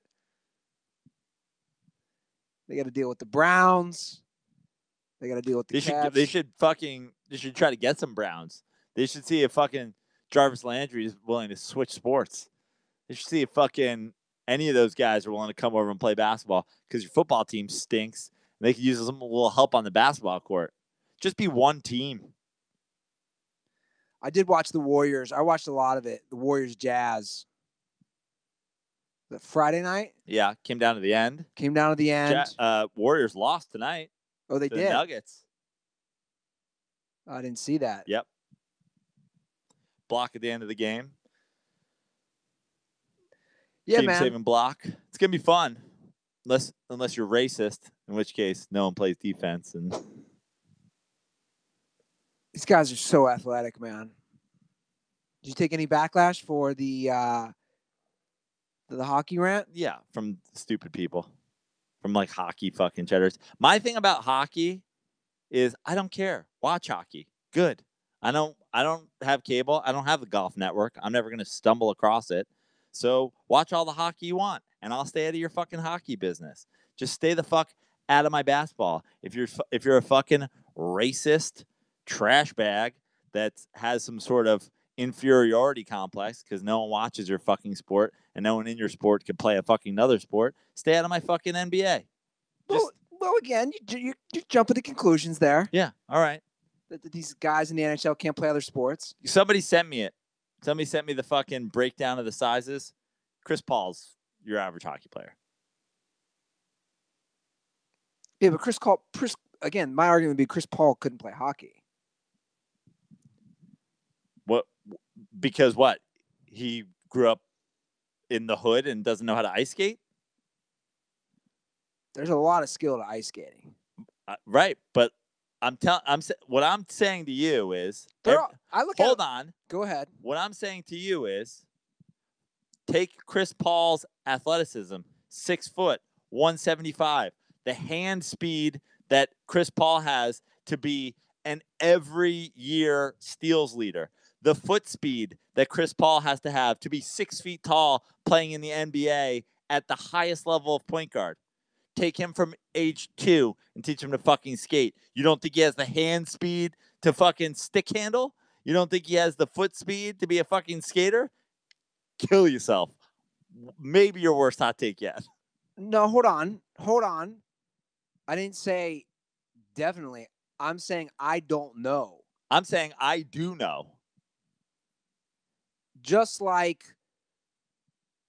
Let's take swimming. This is Let's take swimming. This is the Williams sisters argument all over again. Let's take swimming. Let's take swimming. You're telling me some of these guys are going to be, let's take the one we all know, Michael Phelps. They're going to be better than Phelps, some of these star athletes. Michael Phelps is 6'4". Like, Michael Phelps is a fucking freak athlete. So you think Michael Phelps could be good at other sports? Who knows what Michael Phelps could be good at? But I'm just saying, like, that's not even comparable. Like, now you're just picking the best of everything. Well, because that's kind of what we have to view it at. I don't know the average swimmer. That's the only reason I'm doing that. But you know what's the best of the best, Joe Prano? I'm just saying, Chris Paul, like, truly, like, take him from day one, skating, right? I don't know. It's like this is the Williams sisters argument all over again. This is Tiger Woods. What's the Williams sisters argument? Look at tennis. Tennis dominated for, like, the perfect tennis player is some fucking 125-pound, not muscular white chick. No, give some fucking chick in the hood a racket and train her from day one. She's the best ever. You know why? She's a better athlete than anybody that's ever stepped on a tennis court. It's not even close. Now they're like saying what you can and can't wear, what you can and can't do, how hard she's allowed to hit it. Well, of course the Williams Serena's the best ever. Yeah. Let Chris Paul skate from day one. If you don't think Chris Paul has faster hands and faster feet than most guys in the NHL, if not every single one. I don't know about that, though. He's 6 feet tall playing in the NBA. But it doesn't. Why is he 6 feet tall playing in the NBA? But hold on. It doesn't matter because neither of us know enough about hockey. That's the only thing I'm saying. It's a sport I'm ignorant about. I don't know shit about it.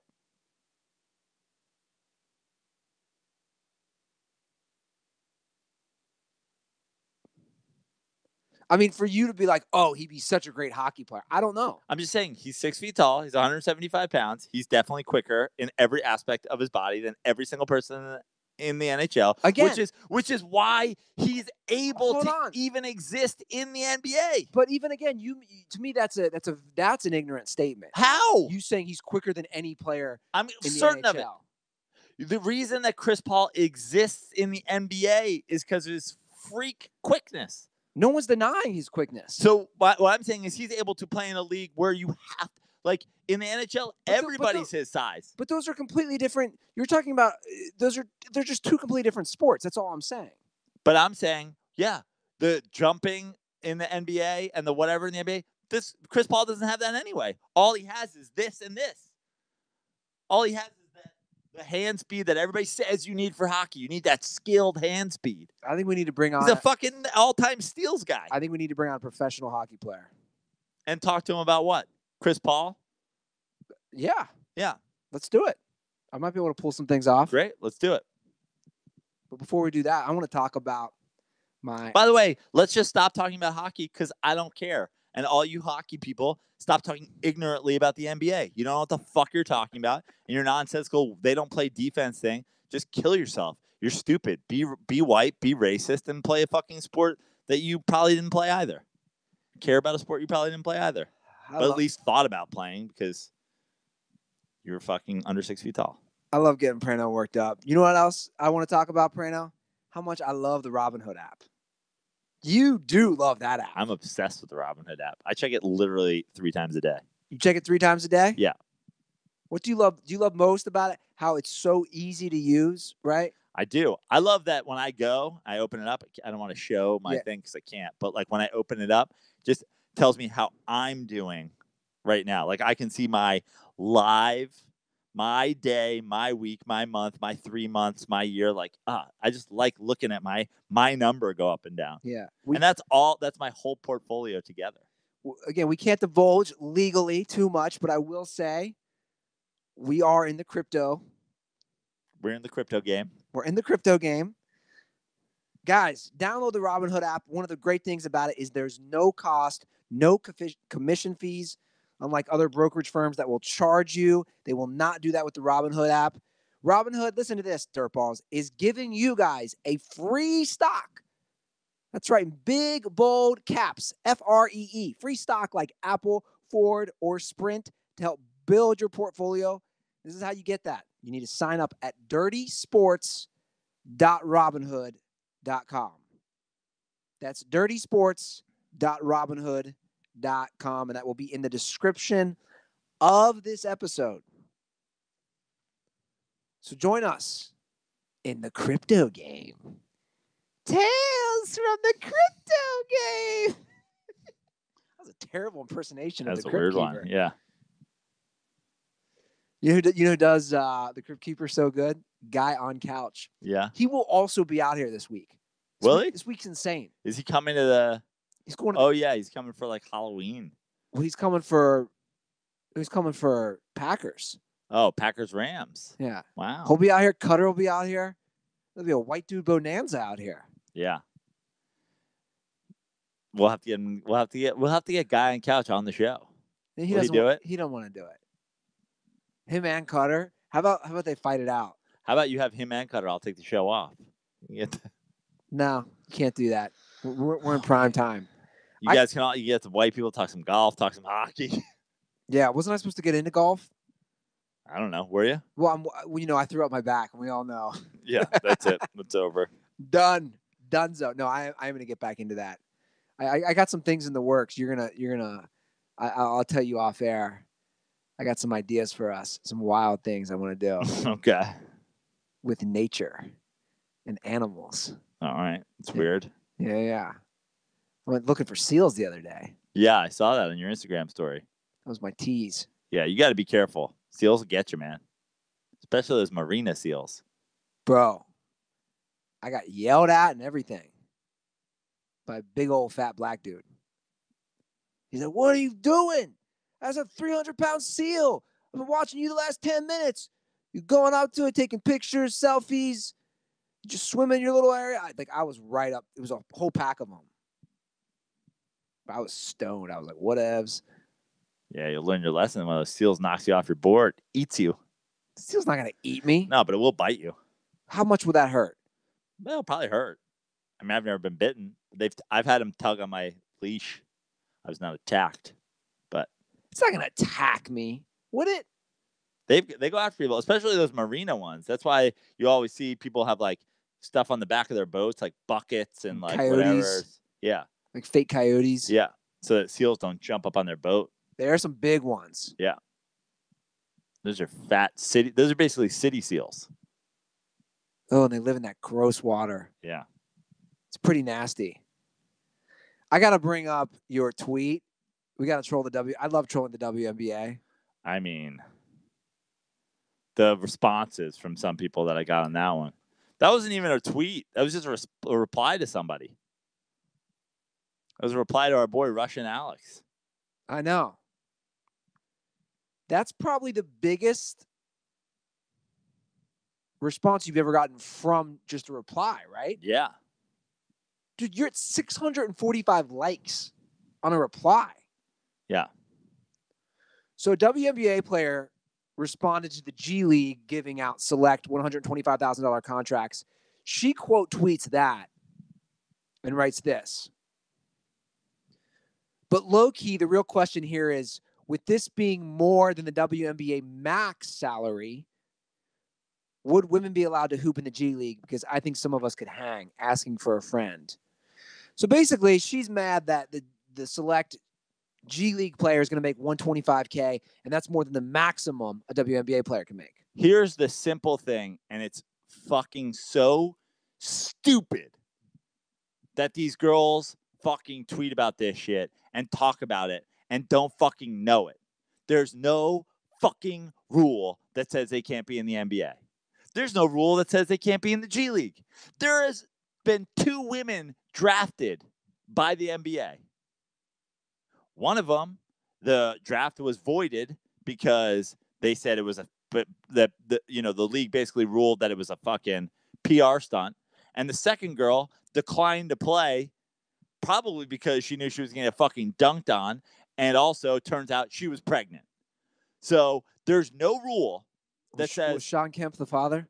There's no rule that says women can't play in the NBA. There's a rule... When was a woman drafted? In the 70s by the fucking Jazz. Oh. There's a rule that men can't play in the WNBA because that's the women's NBA. It's not the MNBA. If you're a woman and you think you're good enough, go play in the NBA. If there was a woman... I can assure you, if there was a woman good enough, a men's team would have her. The Cavs fucking suck. If there was a woman good enough to play, they'd play. And what I said was, let them play in the D League. Here's the thing. I would pay for the League G Pass. League. The G League is guys that are good enough to play professional basketball in the United States of America. There's nothing that says women can't play in the fucking European leagues. There's nothing that says the women can't play on men's college basketball teams. Nothing. G League, greater than college basketball teams. If you're so fucking good, go play for Duke. Fuck, if you're so good, go play for Wichita State. They probably have better fucking perks than the women's team at UCLA. Go play anywhere. But these women are writing fucking tweets and talking about shit when they can. Go play in the G League. Get fucking dunked on by dudes. I would love to watch it. Dude, I would pay. This is the truth. I would pay even more money. Fuck NBA League Pass. If I could watch WNBA players going head-to-head against G League every Friday night, I would pay for that shit. I'm talking the best 5 WNBA players going against or the best 10, or let's just say a squad, the best 12 going against every week. They play a new G League team. It wouldn't even be close. The WNBA All-Stars. Okay, would get ass raped by an Ivy League men's team. They get Kobe'd by Yale basketball. They would get destroyed. Explain why. I know why. Explain why, though. Because they're fucking bigger, faster, and stronger. That's just the way fucking life is. It's a physical thing. Exactly. I don't know why this is so hard for these WNBA players to grasp. Because they're stupid. Because I think some of us will hang. So hang. So try. So go. Nothing's holding you back. Go play in the D League. Yeah. Why aren't you? Nothing's holding you back. There's no rule. You want that money? Go play. You know what's way more money than the $125,000 D League maximum? The minimum contract in the NBA. You're going to make 20 times what you'll make playing in the WNBA if you're the last guy or girl on an NBA bench. Go do it. Nothing is stopping you. You are free to play in the NBA. You're free to play college basketball. There have been women on college football teams, kickers. There's been women on the fucking baseball teams. Yeah, and I believe that's part of Title IX. Go play. Yeah. Go play on the Wichita State Shockers. You're the best woman on UConn's basketball team. Go play on a men's team. Go play for Lehigh. Go play for Yale. But what you know what I don't understand? You can't. And that's what I want to address. When I see a tweet like that, and we've been getting these basically in the last 6 months from these WNBA players, why is there no tweets from another fellow WNBA player going, we would get just say the truth. We would get dominated. Because that doesn't help their cause. Because it's a whole somebody's probably saying it out there, but that doesn't get any press. Just like this, why isn't Amy Schumer saying that Hillary Clinton saying that the Bill Clinton fucking his intern wasn't a power? Why didn't she come out and trash Hillary Clinton for that? Because that doesn't push forward the feminist agenda. Yeah. You want to know what's equality?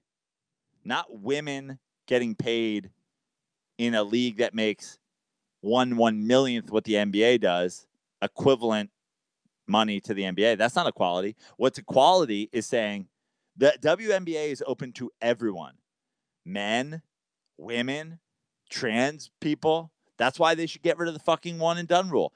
Adults, children, if you're a 5-year-old and you're the best basketball player in the world, come play in the NBA. It should be open to everyone. Guess what? If you're an 18-year-old high school kid, you can't play in the NBA. If you're a 21-year-old woman, you can play in the NBA. You know why none are? Because they're not fucking good enough. The end. Bottom line. Go play in the G League. Go play in the European Men's League. Go play in Greece. You get paid more to play professional basketball in China than you would get in the WNBA. So go play there. Why aren't you? Because you're not good enough. The same reason I'm not. You think I would rather make what I make podcasting with you than playing professional basketball in Spain? It's a pretty good job we have. No. I would much rather be a professional Spanish basketball player. You know why I don't? Because I'm not good enough to play professional basketball in Spain. I'm probably good enough to fucking play women's college basketball, but they won't let me because the quality's not real. For men. For women, they can come to whatever. Did you see the trans fucking cyclist? I saw it. I mean, talk about fucking a transgender cyclist, just a man, just one. Just destroyed. Just straight up a dude standing there with two women staring at him like this is some bullshit. Just destroyed women. Yeah. Stupid. What was that, in Europe? Yeah. It's fucking dumb. It's ridiculous. It's completely ridiculous. Lots of comments about the outfits tonight, by the way. That you and I dressed the same. Well, we didn't plan it. Lots of comments about my pants. Yes, guys, it's Flag and Anthem. Go there. You can get these amazing. What color are Ruther's pants? I think they're like a pinkish red. Salmon. Not quite salmon. Flagandanthem.com. You drop promo code DIRTY, you get 25% off. So I see all the comments, guys. I should do the backwards hat with you. Yeah. It is pretty similar. We both have black. Mine's actually a dark blue and orange pants. That's not blue. Yeah, it is. It's like a very dark navy, I think. Whatever. I do want to talk to a WNBA player for real. I do. I really do. I mean, this has just gotten so out of just this ignorance. They know, though. That's the thing. They know. None of them have tried out. Master P tried out for the fucking NBA. That's right. You can go to tryouts. You can go to open fucking tryouts. You can go to G League tryouts. You can go to the summit. Like, you can get a look. They're not trying. No one wants to. They just want to say that they're not getting paid the same. It's not real. Yeah. Go play in the NBA. Please. By the way, my tweet was not like, people are like, you're sexist. Why am I sexist? I'm saying go play. I want you to play. Try, please.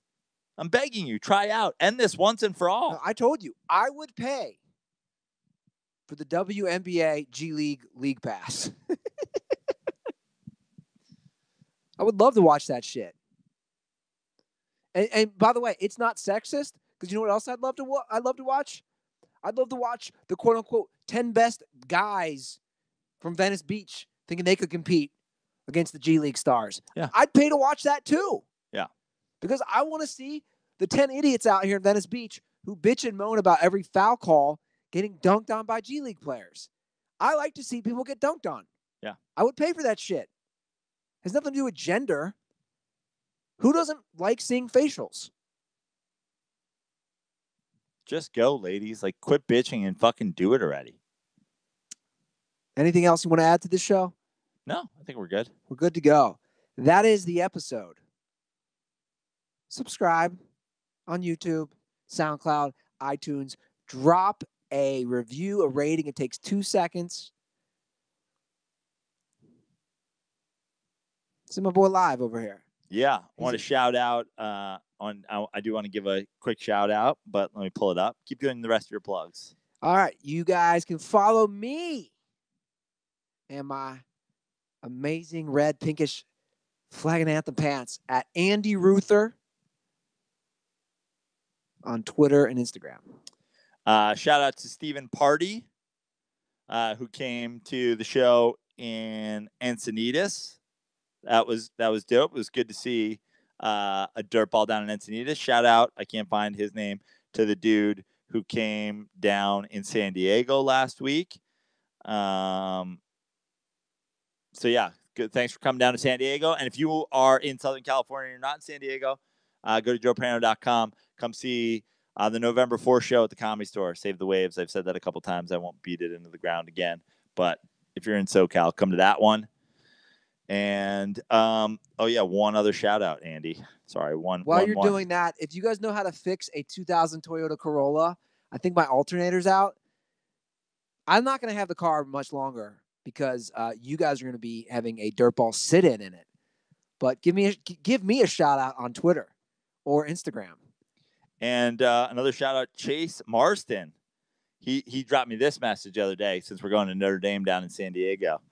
He says, I believe that Ian Book, quarterback of Notre Dame, received the Dirty Sports bump. I went to high school with him, and he is dating my girlfriend's roommate. The night I went to see you live, I talked to him on her phone over FaceTime, and I asked him when he would be QB1. The next week, he started. Dirty Sports bump confirmed. Well, so I gave the Dirty Sports bump via Chase to the Notre Dame Fighting Irish. Now they're undefeated going into San Diego, where we'll be. It's amazing. How could I forget this? Now, I put this out on social media, but we got to give some love on the show to our boy Austin Hank, who sent us this note.